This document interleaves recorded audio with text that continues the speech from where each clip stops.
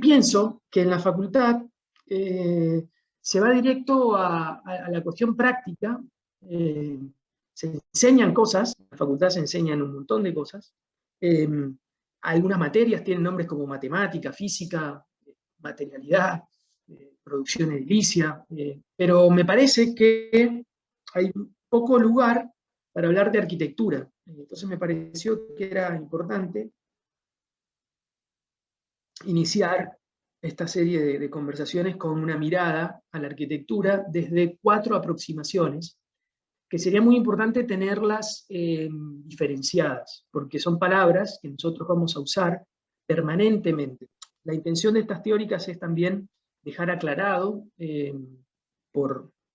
digamos, en forma oral en estas presentaciones y después de forma escrita en las filminas estas, como Alberto Fernández, qué significado le damos a ciertas palabras que vamos a usar siempre en el taller.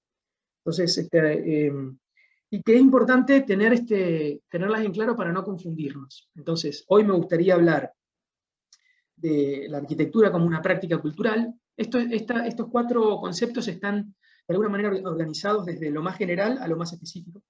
Y también, como van a ver en la charla, están organizados como un proceso histórico.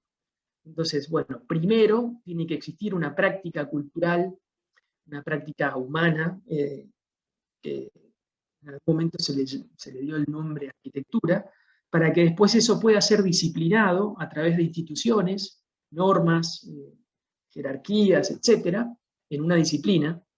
Y recién cuando hay una disciplina, es decir, un saber que se pasa de generación en generación, en gremios, recién puede existir gente que vive de esa disciplina, gente que, digamos, gana un sueldo, bueno, o como se llame lo que ganamos nosotros, gente que se dedica, que tiene la profesión de arquitecto.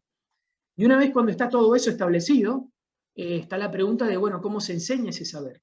Y entonces se crean nuevas instituciones para enseñar arquitectura. Entonces, de alguna manera, eso es lo que voy. Si bien, para hablar de práctica, que está resaltado acá en amarillo, voy a dar una teórica específica, o sea que voy a saltar muy rápidamente por qué significa realmente este concepto, aunque alguna aproximación voy a tener, porque dentro de 3 semanas voy a hablar específicamente de eso. Pero vamos a empezar con qué sería entender a la arquitectura como una práctica cultural. Para hacer eso voy a hacerme eco de una teoría, digamos, antropológica del inicio de la arquitectura, que es la que propone Semper, Gottfried Semper, que es un profesor de arquitectura, no es un historiador él, es un profesor de proyecto, en realidad, es un arquitecto proyectista, hizo edificios, etc., y después fue director de la ETH, la primera escuela politécnica en Suiza, Zurich. Bueno, y él escribió un libro, se llama Los 4 elementos de la arquitectura, en donde él propone una teoría materialista del nacimiento de la arquitectura, y él lo contraponía al mito de la cabaña primitiva de los clásicos. Ustedes saben que los mitos son cuestiones ideológicas prácticamente, son cuestiones incluso hasta de fe, y él lo que hace es buscar en la evidencia científica para contrarrestar ese mito que ubicaba en el templo griego o en la cabaña primitiva del inicio de la arquitectura, y propone con lecturas de ciencias de punta de su época, como la antropología, que recién empezaba a establecerse como disciplina, la arqueología y la paleontología, es decir, el estudio científico de las evidencias encontradas en las ruinas.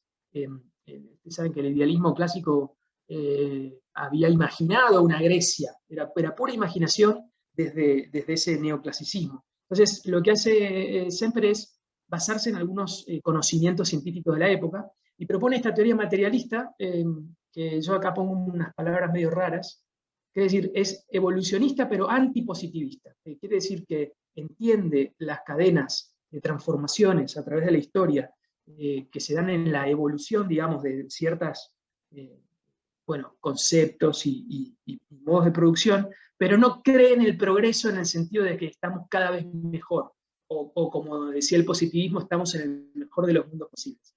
No cree eso, son simplemente transformaciones.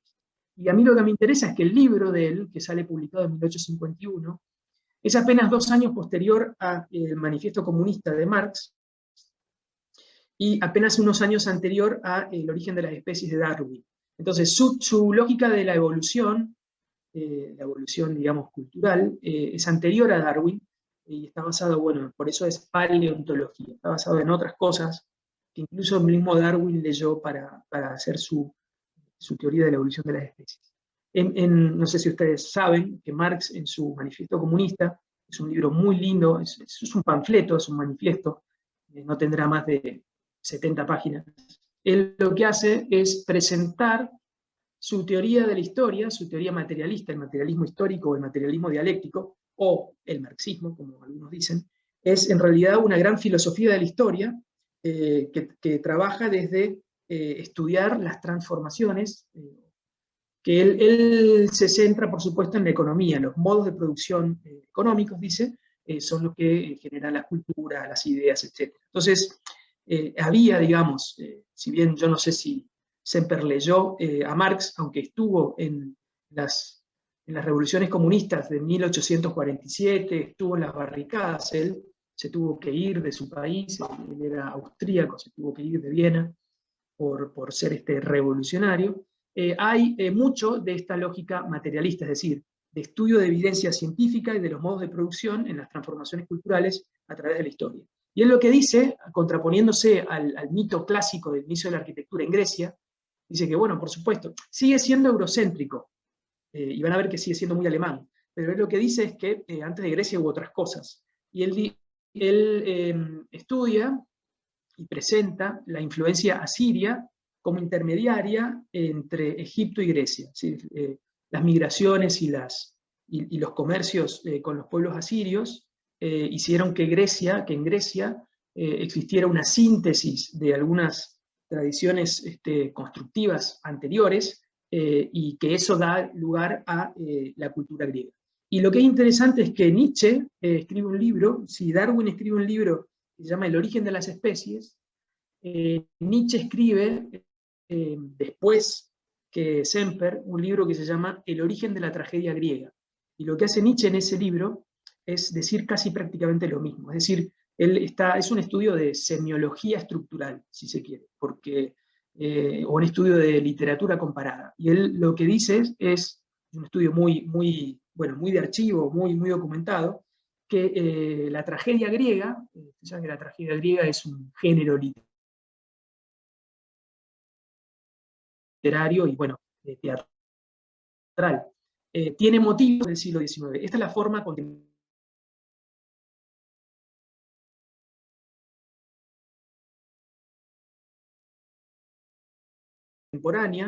que trabaja la historia de las ideas, que va a formaciones a través de la historia. Y en geografía tiene el nombre de geografía humana o geografía cultural, que básicamente trabaja las transformaciones en el tiempo y en el espacio de las ideas. Acá me salió un cartelito diciendo que mi conexión es estable, espero que no me pierdan. Bueno, ¿qué es lo que dice rápidamente Semper? Dice una cosa muy hermosa, que es que el primer impulso de la arquitectura es contener el espacio. Con esto hay que pensar en el primer impulso histórico, o sea, cuando el hombre, empezaba a bajarse de los árboles y a encontrar un cobijo. Ese es el inicio de la arquitectura. O sea, el primer impulso de la arquitectura es contener el espacio, separarnos del medio natural. Y él dice que las formas arquitectónicas surgen de procesos temáticos, o sea, cosas que se repiten, y él le llama motivos formales primarios. Y que esos motivos formales primarios van a tener distintas interpretaciones a lo largo de las transformaciones históricas. Y eso se hace mediante préstamo, combinación o refinamiento de acuerdo a las culturas. Esto es básicamente la historia de las ideas. Esto es una manera muy contemporánea de entender las transformaciones culturales. ¿Cuáles son esos elementos formales primarios?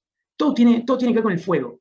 El hombre lo que hizo fue, incluso el hombre contuvo el espacio, o contuvo el medio natural, no para él mismo, sino para que no se le apagara el fuego, que era, digamos, lo que lo mantenía vivo, porque era lo que le mantenía caliente en invierno y lo que le permitía cocinar algunas cosas y poder comer, en vez de comer carne cruda, carne cocida. Bueno, entonces el fuego, que lo hicimos en un lugar y lo mantuvimos, del fuego derivan las artes cerámicas y las metálicas, porque aparte de prenderle fuego a las cosas, de meter comida o carne, también metíamos tierra, y ahí sale la cerámica, y también metíamos otro tipo de tierra o piedra, y de ahí salían los metales fundidos.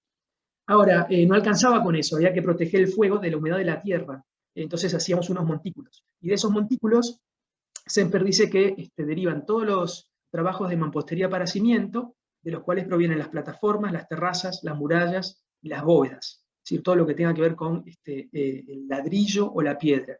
Y dice una cosa muy bonita de las bóvedas, es que las bóvedas son en realidad la continuación de los muros, son dos muros que se encuentran. Ahora, con eso no alcanzaba, había que proteger el fuego de la lluvia, entonces había que taparlo.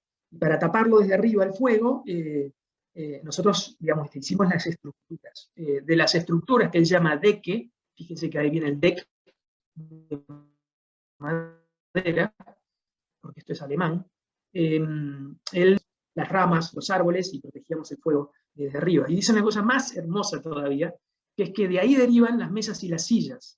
Porque si se ponen a pensar, una mesa es como un techo chiquito. Es un techo chiquito que usamos desde arriba, digamos. Y las sillas es un techo más chiquito todavía, una estructura más chiquita todavía que usamos para sentarnos. Pero después al fuego había que protegerlo del viento. Entonces, es lo que dice que es, acá hay una palabra que usamos mucho en arquitectura, que es cerramiento. Fíjense que estas son ya palabras muy arquitectónicas, estructura, cerramiento. Y cerramiento, él usa la palabra alemán Wand. Y él lo que dice es que esto se inicia en los cercos se hacían más amplios, estaban lejos del fuego el cerco servía para proteger de los animales salvajes a los cultivos, y los animales domésticos de los animales salvajes. Los cultivos para que no entraran los animales salvajes, y para proteger a los domésticos para que no se escaparan. Y de ahí, los tejidos que se colgaban en los cercos se acercan a la estructura que habíamos hecho para proteger el fuego y se convierten en estas paredes de protección. Y cuando esa pared necesitaba un poquito más de solidez, ahí es donde aparece el revestimiento. El revestimiento es revestir eso que he puesto, que es bastante liviano, con algo, y en alemán se llama Bekleidung, y ahí es donde yo pongo elementos de terracota, es decir, cerámica, o estuco. Y esto es muy alemán, él en realidad está escribiendo el origen de la arquitectura universal, digamos, pero en realidad está hablando de la arquitectura alemana del siglo XIX, porque esta es la gran diferencia entre el Mauer, que tiene que ver con el muro, y el Wand, que tiene que ver con la pared. Los muros de los castillos, o de los grandes, muros de protección de la ciudad, se hacían con piedra y ladrillo pesado.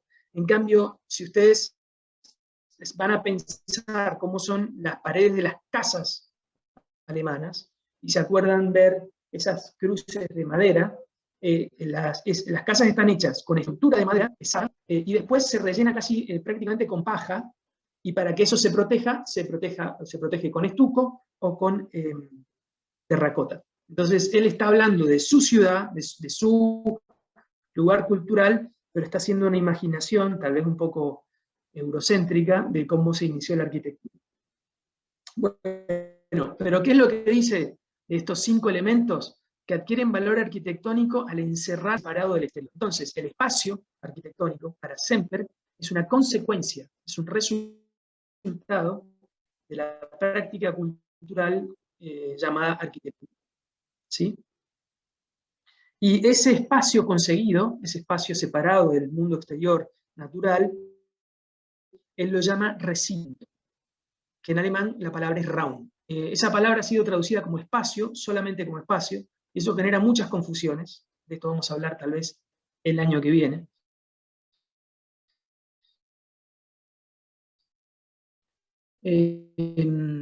O en alguna charla que hablemos sobre espacio, como espacio limitado, como espacio interior. Ese es el espacio arquitectónico.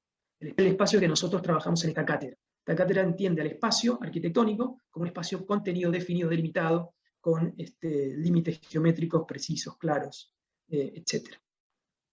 Bueno, ¿qué pasa cuando pensamos en una disciplina? Hay una práctica cultural, ¿no es cierto? El hombre hace algo, en este caso, separarse del mundo exterior, produciendo estas defensas interiores, que bueno, después tendrán puerta, ventana, significados, etc. ¿Cómo eso pasa, cómo esa práctica cultural pasa a ser una disciplina? Este es un muy lindo ejemplo, una frase que explica claramente cómo se determina una disciplina arquitectónica. Y esta frase dice así: he elaborado reglas claramente definidas, de modo que al estudiarlas de cerca, podrás juzgar por ti mismo, la calidad de los edificios que ya has creado y de los que vendrán, porque en estos libros he establecido todos los principios de la arquitectura. Me quiero comprar ese libro porque me solucionaría muchos problemas. Fíjense que es un libro que me permitiría a mí juzgar lo que ya hice, si lo que hice lo hice bien, y me va a permitir hacer cosas nuevas, con reglas claramente definidas, o sea, no va a haber ningún tipo de duda de qué es lo que tengo que hacer, porque acá este hombre me ha establecido todos los principios de la arquitectura.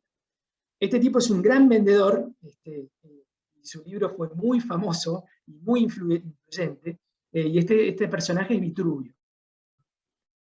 Vitruvio es, bueno, fue un militar romano, tuvo algunos problemas en su carrera militar, y bueno, era un ingeniero militar y se dedicaba a hacer bueno, esas cosas que hacen los ingenieros militares, puentes, campamentos, etc. Y compiló unos rollos, unos 10 libros, en realidad eran unos rollos, que se llamó esto, de arquitectura, 10 libros sobre arquitectura. Esos rollos fueron copiados en la Edad Media, pero fueron olvidados, como muchas de las cosas romanas y griegas, al principio del Renacimiento, en 1414. Ahora, esos libros que se encontraron, esos rollos que se encontraron, eran solamente palabras. No había ningún dibujo, de ningún tipo. Solamente palabras, instrucciones, teoría pura. Y él lo que decía en esa teoría, ya vamos a ver un poquito esa definición, es que la arquitectura se hace a través de plantas, vistas y perspectivas. Las plantas las llaman iconografía, la iconografía de la arquitectura, lo cual es muy bonito, nos viene muy bien a nosotros porque nuestra cátedra tiene un marco teórico semiótico. Entonces el icono es un signo, es un símbolo, no, es un signo, el icono es un signo que representa por similitud en el marco teórico que nosotros usamos. Entonces, una planta es un icono que representa por similitud, más chiquito, más grande, etc. Y eso te permite después levantar la ortografía, que es algo así como cómo se ve esa arquitectura, para organizar estas escenografías. Ahora, lo interesante es que en la antigüedad, se sabe, no se dibujaba esto en papeles o en papiros, porque no había tampoco tanto, no había papel primero, y tampoco había tanto papiro. Entonces, esto se dibujaba directamente en el sitio. La planta se dibujaba directamente a escala en el sitio. Por eso no hay dibujos en los rollos de Vitruvio. Y él lo que sí refiere varias veces a un concepto que él llama diagrama. Incluso dice, como ustedes ven en estos diagramas, y él refiere a unos 8, 10, no me acuerdo cuántos diagramas. Esos diagramas no se encontraron nunca, o sea, el rollo que contenía los diagramas no se encontraron nunca. Pero Vitruvio se está refiriendo a unos dibujos muy simples, muy esquemáticos, trazados con líneas, que en realidad son instrucciones para poder realizar plantas o vistas. En realidad incluso más todavía. Son instrucciones para manejar la geometría que permitiría construir plantas y vistas. Uno de los ejemplos es cómo duplicar la superficie de un cuadrado. Él está explicando cómo duplicar la superficie de un cuadrado a través de un diagrama. Y lo único que han conseguido los escribas, digamos, es leer las instrucciones que Vitruvio nos dio, pero nunca se encontró ese diagrama. Ahora, ¿qué pasa? Cuando ese libro fue redescubierto en el Renacimiento, se lo llenó de dibujos. Si usted ahora mismo pone en Google Vitruvio, van a ver que aparece en Google Images un montón de imágenes que tienen que ver con templos griegos, etc. Los órdenes dórico, jónico, corintio, etc. Nada de eso fue dibujado por Vitruvio, no sabemos si Vitruvio dibujaba o no. Todo eso fue dibujado por sus copistas, por sus traductores renacentistas. De ahí Alberti va a construir el gran primer tratado renacentista de la arquitectura, en 1450. Entonces ven que hay 1500 años entre un primer tratado de arquitectura y un segundo tratado de arquitectura. Todo va a acelerarse después, y bueno, van a haber varios tratados, teorías, etc. Bueno, con eso despejamos un poco cómo se disciplina una práctica cultural. Se disciplina a través de tratados, a través de normas, reglas, que después derivan en lenguajes, modos de hacer, etc. Bueno, ¿cómo esto se convierte en una profesión? Nosotros todavía seguimos muy prendidos de un mito, de un personaje mitológico, que es el arquitecto. Incluso se dice que el arquitecto es el último renacentista, una cosa así. Todas unas cosas que ya no existen. Fíjense qué específico es el nacimiento de esta profesión moderna. Estamos hablando de, bueno, 150 años, es un proceso largo, 150 años, en un momento muy especial de la historia de un país, porque ni siquiera de un país, de una región, porque esto tiene que ver con una región que no va más allá de una diagonal entre Florencia, Roma y Venecia, y nada más. Estamos hablando de ese momento del Renacimiento italiano. Entonces, ¿qué es lo que pasa? En la final de la Edad Media, en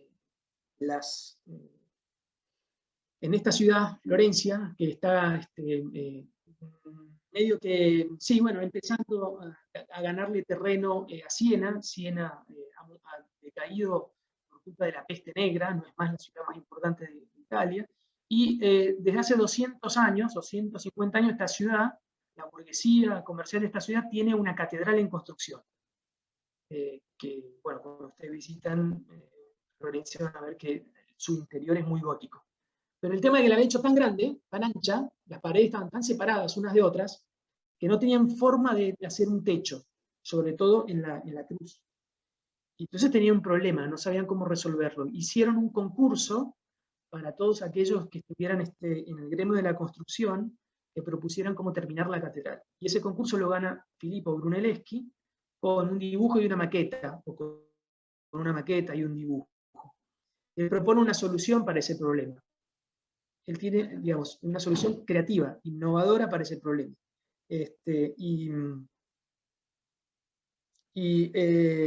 Bueno, demora tanto la solución de ese problema que él ni la ve construida, él se muere antes. ¿Qué es lo que pasa? La burguesía, no la burguesía, la iglesia, digamos, empieza a contratar a gente por fuera de la iglesia, porque antes ustedes saben que la iglesia la hacían los mismos monjes, algún que otro monje se especializaba en, no sé, en diseño, arquitectura, lo que sea, y hacía una iglesia, un convento, etc. En este momento lo que empieza es que la iglesia, los curas empiezan a ser casi como pequeños empresarios, y a competir entre sí, y también los burgueses, comerciantes de Florencia. Entonces empiezan a contratar a un diseñador específico, así como antes tenían pintores, escultores, empiezan a contratar a cierta gente para que le haga las iglesias, en este nuevo estilo, o lenguaje, etc. Así como Alberti hace su Santa María Novela, etc. Y después eso ya pasa, ya no es más la iglesia la que contrata a este diseñador específico para hacer iglesia, sino que ya la burguesía, también la misma burguesía comercial, los contrata para hacer sus palacios. Por eso ustedes, bueno, a los que han tenido suerte de ir a Florencia, visitan los palacios, etc. ¿Qué pasa?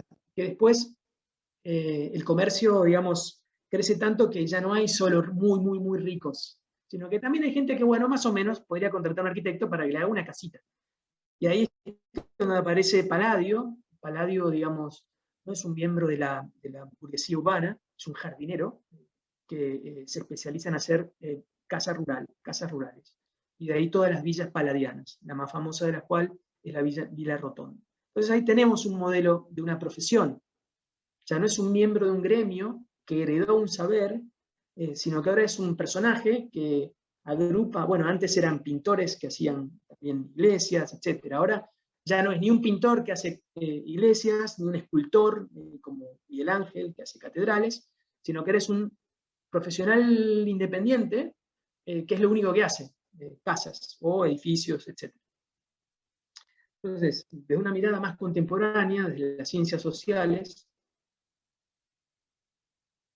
se define a la profesión moderna como este conjunto de instituciones que permiten a los miembros de una ocupación ganarse la vida mientras controlan su propio trabajo.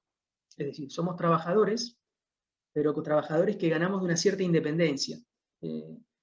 Digamos, no tenemos, bueno, eso habría que discutirlo, pero ustedes saben que en toda la teoría económica, está el trabajador y está el patrón. Trabajador y patronal, o bueno, no sé, proletariado y capital, si ustedes quieren hablar en términos marxistas. Y bueno, siempre ha habido conflictos, etcétera, ¿no? Aparentemente el profesional es un tipo libre de controlar su propio trabajo. Yo soy miembro fundador de una agrupación que se llamó Arquitectos Sindicados, porque creo realmente que somos un trabajador explotado. Si alguna vez tuvimos esa libertad, la perdimos hace mucho. O sea que tenemos bastante para discutir. Pero entiendan que para que haya una profesión, tiene que haber un conjunto de instituciones, etcétera, etcétera. Ahora, ¿qué pasa? Ustedes están en una facultad, en una universidad profesionalista. Si ustedes se reciben de arquitecto, la Universidad Nacional de Rosario les va a dar, a través del rectorado, un título profesional habilitante. Así que acá, disciplina y profesión, es decir, las reglas culturales, etcétera, y profesión están imbricadas. Entonces, cuesta mucho separarlas. Hay otras realidades institucionales que en esta separación es un poquito más clara. Por ejemplo, la realidad que yo conozco, la realidad de Estados Unidos. Si ustedes estudian arquitectura en Estados Unidos, van al college, en 4 años, sería un ciclo básico, van a hacer una maestría, el máster, y se reciben de máster de arquitectura, Master in Architecture. No son arquitectos. No pueden firmar planos. Si ustedes firman planos, van presos. Porque para ser arquitectos, o sea, ustedes conocen la disciplina arquitectónica. Son maestros en la disciplina arquitectónica, lo cual les permite, por ejemplo, ir a trabajar a un estudio de arquitectura. Pero ustedes no pueden firmar planos, porque el que controla la profesión de arquitectura, es otra cosa, son los colegios de arquitectos. Entonces, y ni siquiera incluso el colegio nacional, sino el colegio provincial. Entonces, si ustedes quieren ser arquitecto en Illinois, tienen que anotarse una serie de 10 exámenes, 8 o 10, que no demoran menos de 2 años en hacer, y que incluso para presentarse, ustedes tienen que tener certificadas horas de trabajo con un arquitecto, como un piloto que necesita horas de vuelo. Y no menos de 3 años hay que trabajar. Entonces, una vez recibidos, ustedes saben, son conscientes de la historia de la disciplina arquitectónica, sus formas de hacer, pero no son arquitectos. 5 años después, una asociación profesional los habilita para ser arquitectos. Por eso hay tan pocos arquitectos en Estados Unidos. No conozco las realidades legales de otros países. Pero bueno, sepan que hay algo que tiene que ver con prácticas culturales que han sido disciplinadas por normas, etcétera, que se llama disciplina arquitectónica, y que hay otra cosa muy distinta que se llama profesión arquitectónica. Bueno, ahora, tenemos una profesión extraña porque se ubican, las ciencias sociales la ubican dentro de las prácticas creativas, y dentro de esas prácticas creativas, las que han logrado ser profesiones del diseño. Bueno, hay toda una rama de diseño, puede ir desde diseño de mobiliario, interiores, hasta diseño del paisaje. Bueno, ¿cómo explicamos esto? Esto de qué son las profesiones del diseño. Bueno, una profesión de alguna manera también es una envoltura sociológica, dicen los sociólogos. ¿Qué es una envoltura sociológica? Bueno, aquello que mantiene unidas para proyectar una imagen coherente a un público amplio. O sea, no tiene que ver incluso con lo que sabemos nosotros, tiene que ver más que nada con lo que imagina la gente que hace un arquitecto. Tiene que ver con la imagen social del arquitecto. Es una imaginación muy vaga, muy rara. Pero bueno, decía arquitecto, bueno, más o menos eso es lo que hace un arquitecto. Y lo que pasa es que, a diferencia de, por ejemplo, lo que la gente cree o sabe que hace un ingeniero, que un ingeniero calcula, es decir, trabaja alrededor de un cuerpo definido de conocimientos, o el médico cura a través de su conocimiento del cuerpo humano y las medicinas, no se sabe bien qué es lo que hace el arquitecto. Y en las profesiones de diseño tampoco se sabe bien. Y ese como mito o esa envoltura sociológica está alrededor de algo que tampoco se sabe mucho qué es, que es el acto creativo. ¿Qué es lo que tuvo Brunelleschi? Una idea. ¿Cómo solucionar este problema de no poder hacer este techo? Y entonces el tipo inventó la cúpula, o bueno, diseñó la cúpula. ¿Se entiende? Entonces, el arquitecto, las profesiones del diseño, de las cuales la arquitectura forma parte, se nuclean no alrededor de un conocimiento específico, sino alrededor de un acto, el acto creativo.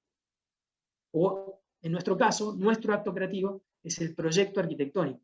Esta materia está en un área de la facultad que se llama Teoría y Práctica, o Teoría y Técnica del Proyecto Arquitectónico.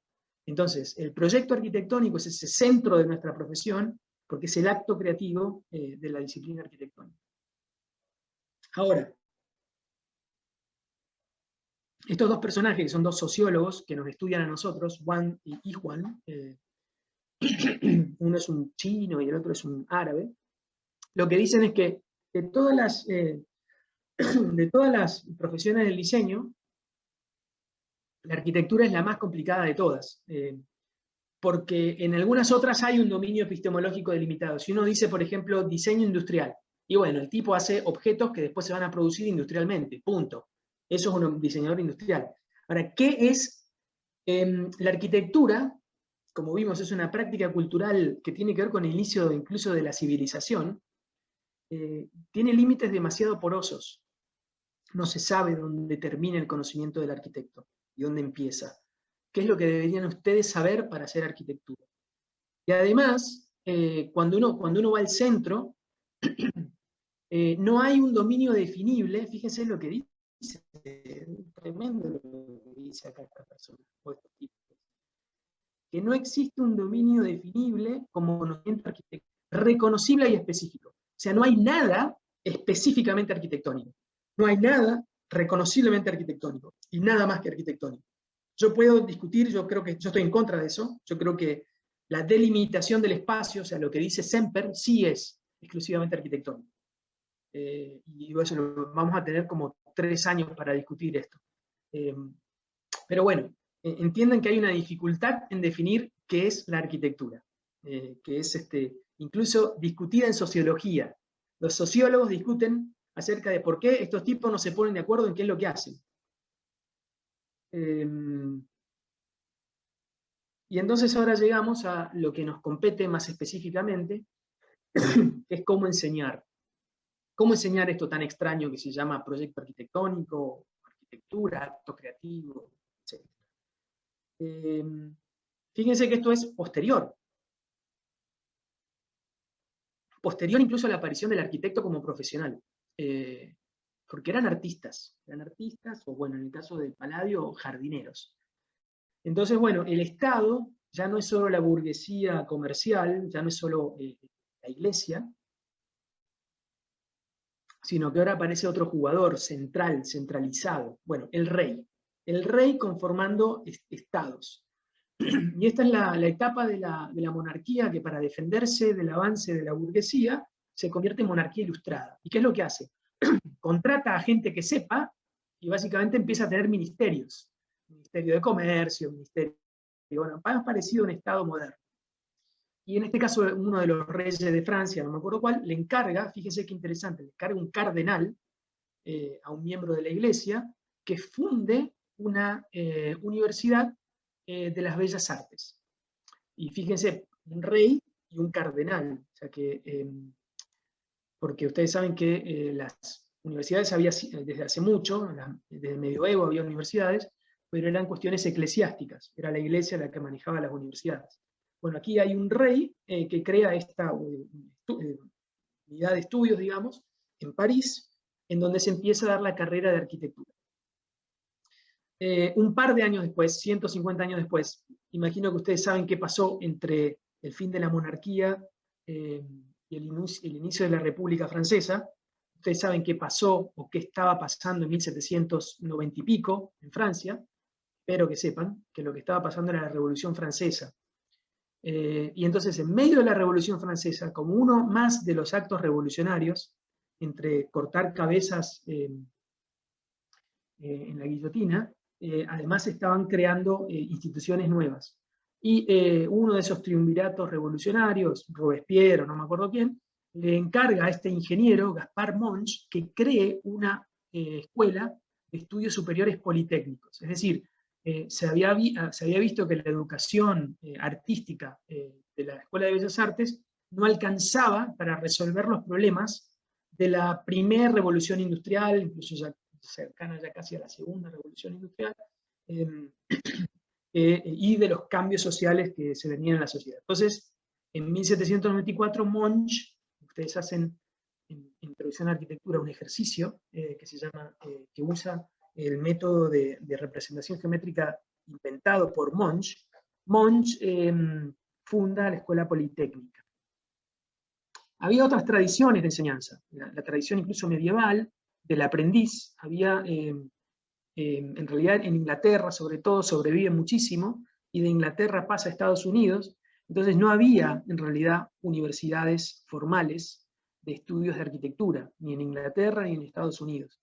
Lo que había era que en algún momento la Asociación de Arquitectos de Londres, Architectural Association, la AA, empieza a dar cursos de formación, que te permiten después ser arquitecto. Hasta el día de hoy la Architectural Association no es una universidad, ni da título habilitante, sigue teniendo la misma tradición. Y alguna de esas tradiciones, tanto la de Bellas Artes como la de Politécnica, cruza el océano, y en Estados Unidos, en las universidades que ya existían, se empieza a dar la carrera de arquitectura. La primera es la de Illinois, en una universidad muy de Bellas Artes, y la segunda es la de Harvard, que no se llama, tiene un nombre extraño, se llama Escuela Graduada de Diseño, GSD, Graduate School of Design, todavía tiene el mismo nombre, y se empieza a dar al mismo tiempo, o un poquito después, de la carrera de diseño de paisaje. En Harvard se da primero diseño de paisaje y después arquitectura, porque el que funda el GSD es Olmsted, el diseñador, el arquitecto paisajista que diseña el Central Park. Hay otra tradición que impacta en la enseñanza de la arquitectura, que es la de las Art and Craft, la de los artes y oficios, que es una tradición que empieza en Inglaterra, bueno, con los que habrán estudiado historia, habrán estudiado Morris y toda esa gente, y que después surge como apuesta geopolítica en Alemania, porque básicamente estas eran las dos potencias industriales europeas que se competían por mercados. Entonces los alemanes se dan cuenta rápido que el diseño tradicional va a quedar a manos de los ingleses, y que ellos se tienen que dedicar al otro tipo de diseño, el diseño industrial, el diseño moderno. En esa tradición aparece la Bauhaus, en 1919. ¿Por qué digo esto? Porque todo esto impacta en cómo ustedes aprenden hoy arquitectura, aunque no lo crean. Nuestra facultad de Arquitectura, nace como carrera de arquitectura en 1923, todavía en la Universidad Nacional del Litoral, no existía la Universidad Nacional de Rosario, en el edificio, supongo que ya estaba, el edificio del Politécnico, ahora el Politécnico, ahí en Avenida Pellegrini, en la Facultad de Ciencias Matemáticas, Físico-Químicas y Naturales aplicadas a la industria. Entonces, fíjense, la carrera de arquitecto en Rosario surge desde una modalidad absolutamente politécnica, ese como se llamaba esa facultad, con mucho énfasis en la matemática y la física, materias que todavía tienen ustedes hoy en primer año. Pero se funda siguiendo un programa de la Academia de Bellas Artes, desde el principio, con los talleres y los ateliers. Yo de eso hablo un poco en este apunte que está en el drive que van a tener ustedes, reflexiones disciplinares, y ahí hago algo así como una historia de la facultad, cuando llego hasta nuestro posicionamiento, el posicionamiento de la cátedra. Después está este cuadro, que yo le llamo genealogía pedagógica, y yo puedo hablar entre una hora o un año entero de este cuadro. Simplemente ahora les digo, para que cuando lo miren y googleen estos nombres, que en la primera columna, digamos, estarían los nombres de las escuelas, son literalmente los nombres de las instituciones. En la segunda columna están los nombres de los profesores que escribieron teoría o diseñaron ejercicios de enseñanza del proyecto. En el centro estarían los diagramas, estarían los conceptos o las técnicas, Y fíjense cómo arranca con diagrama y termina con diagrama. Empieza con recinto y termina con recinto.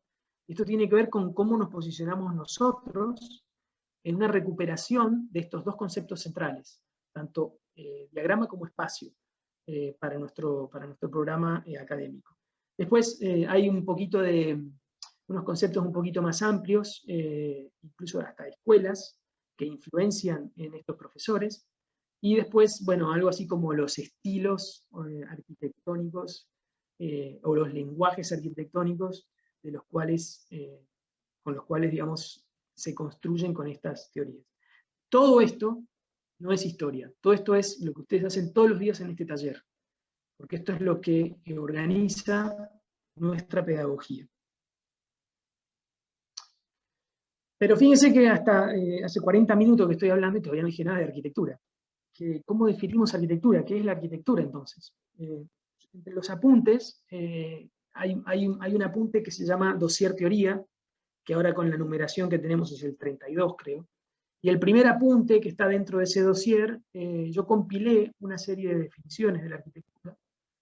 Está la definición etimológica, ahí tienen chiquitito, digamos, de dónde viene la palabra arquitectura, y cómo tecné, la palabra griega que tiene que ver con las artes y con las ciencias, y con la magia, está en la raíz tanto de técnica como tectónico, así que ya desde el origen etimológico de la palabra tenemos que aceptar que es ciencia y arte al mismo tiempo, o técnica y estética al mismo tiempo.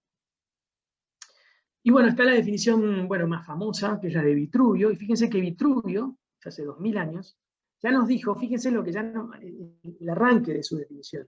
La arquitectura es una ciencia, o sea que estamos en el lado de las ciencias, adornada de muchas otras disciplinas y conocimientos, o sea, es integradora, integra otros conocimientos. Pero fíjense lo que dice, por el juicio de la cual pasan las obras de otras obras de arte, de otras artes. Entonces, agrupamos conocimientos científicos, pero para consolidar a todas las artes. O sea que es súper compleja esa definición. Explica cuál es la diferencia, y dice que es práctica y teoría, al mismo tiempo. Fíjense cómo se llama este área se llama teoría y técnica, que sería como decir teoría y práctica. Entonces, Vitruvio hace 2000 años dijo, la arquitectura es práctica y es teoría. Para los que vienen a discutir si hay que hablar de conceptos o no. Digo, porque estamos en una facultad profesionalista, que aparentemente lo único que tenemos que hacer nosotros es enseñar la práctica y dejar de lado la teoría. Fíjense que no tenemos una materia que se llame teoría. Ustedes no toman ninguna materia que se llame teoría. Toman historia. Historia 3 a veces da teoría, pero no tiene una materia específica que se llame teoría. Dice, ¿qué es la práctica? Dice Vitruvio. La práctica es una continua y expedita frecuentación del uso, ejecutada con las manos, es una acción, sobre la materia a la que se desea formar. ¿Y qué es la teoría? Fíjense lo que dice de la teoría. La teoría sabe explicar y demostrar con la sutileza y leyes de la proporción, es decir, que tiene que ver con la geometría. ¿Y cómo la explica? ¿Cómo se explica a través de geometría? Bueno, dibujando.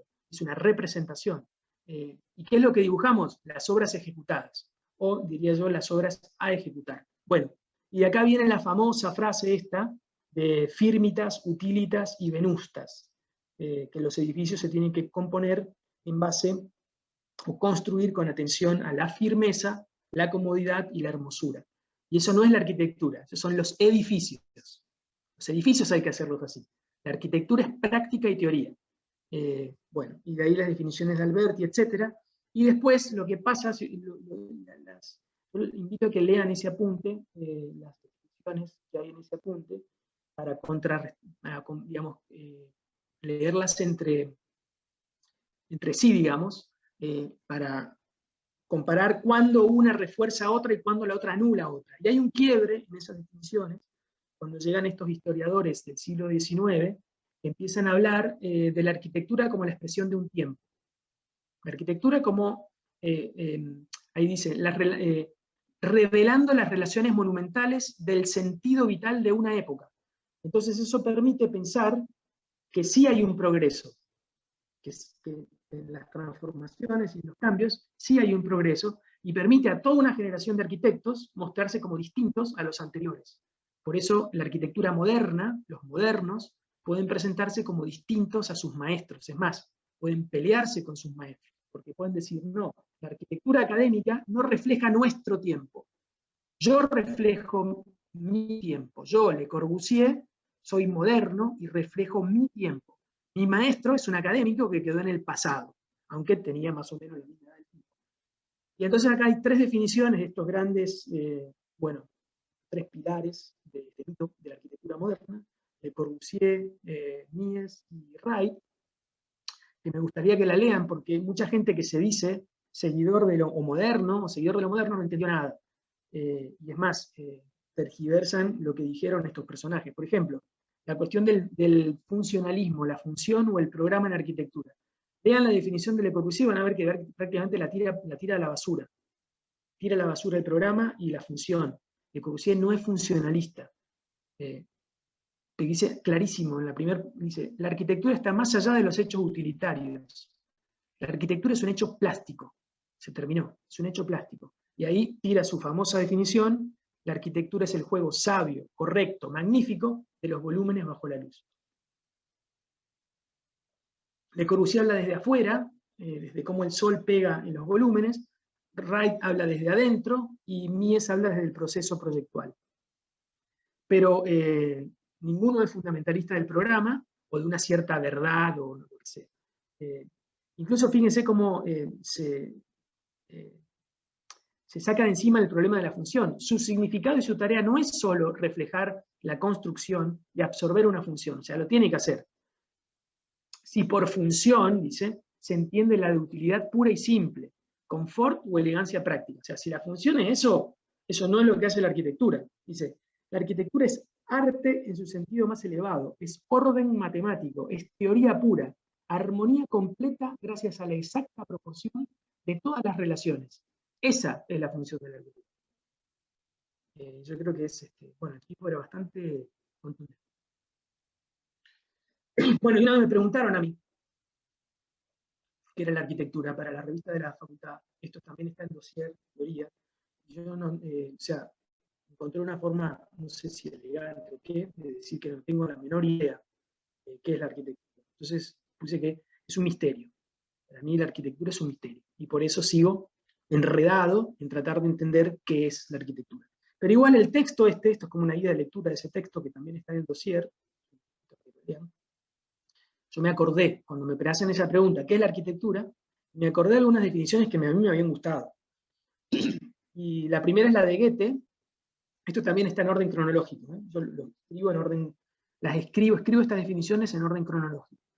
Y la definición de Goethe de que la arquitectura es música congelada, que me parece una hermosura, y ahí en el texto explico qué significaría o qué significa eso para mí. Y después Hegel, que tomando un poco lo que dice Vitruvio, da una definición muy linda para nosotros de la arquitectura, porque nos pone en el pináculo de las artes. O sea, somos los artistas más importantes de todos, porque la arquitectura es el arte que incluye a todas las artes.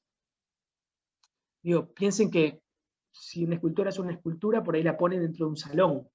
Si un pintor pinta un cuadro, por ahí la cuelga de una pared. O sea, desde ese sentido literal, pero también podríamos pensar que significa que un edificio visto de afuera es una escultura, o un edificio visto de muy lejos es un cuadro. Forma parte de un paisaje que es una imagen. Pero también en ese apunte, yo sí clarifico, y clarifico en esta primera charla, digamos, para que ustedes sepan a dónde se metieron, que bueno, no sé si importa eso tanto, pero mi manera de entender la arquitectura tiene que ver con entenderla como una práctica de producción, como un modo de producción. Y eso tiene que ver con el materialismo dialéctico del que estaba hablando recién, o el materialismo histórico, es decir, con el marxismo. Marx hizo toda una filosofía de la historia que habla de, bueno, la economía como la práctica de producción que transforma, bueno, en realidad el nacimiento de la cultura. Es una historia cultural la que propone Marx. Y entonces entender a la arquitectura entramada en las lógicas económicas, políticas, sociales, eso es, digamos, mi interés. Y después hay, uno si es marxista, yo me considero marxista, uno si es marxista no está solo, hay grandes pensadores marxistas. Y si bien Marx no escribió tanto de arquitectura,